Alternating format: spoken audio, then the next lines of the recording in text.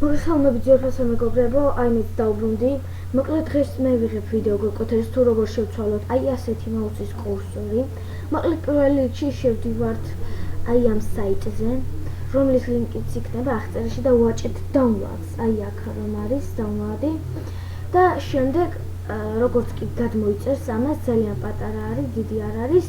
შევდივართ კომპიუტერში, სადაც ჩაიწერა თქვენი და ვაჭრეთ Oxygen Cursor B11.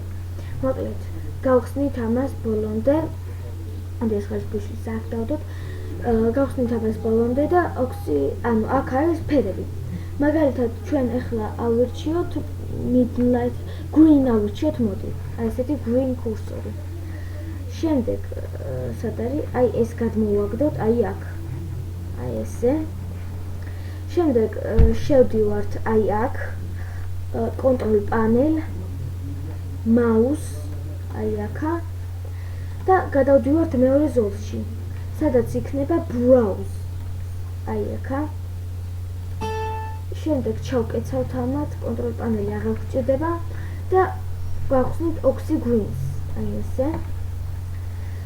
ამ ყველას მონიშნავთ ასე და გადავაგდებთ აი აქ. This და შემდეგ დავაჭერთ move and press და continue. დავაწვევით აი ესე. და აი აქ შემდეგ აი როგორც ხედავთ ჩავარდა და მოდი ავიღოთ ჩვენ აი ეს, თუნდაც ეს ავიღოთ. ან კიდევ ეს, რომელიც ტრიალებს, მაგრამ ტრიალით არ მოვწევთ, მე ავიღოთ ამას. დავაჭერთ opens, შემდეგ დავაჭერთ apples და შემდეგ ok-ს. ხედავთ მაუსის კურსორი შეიცვალა.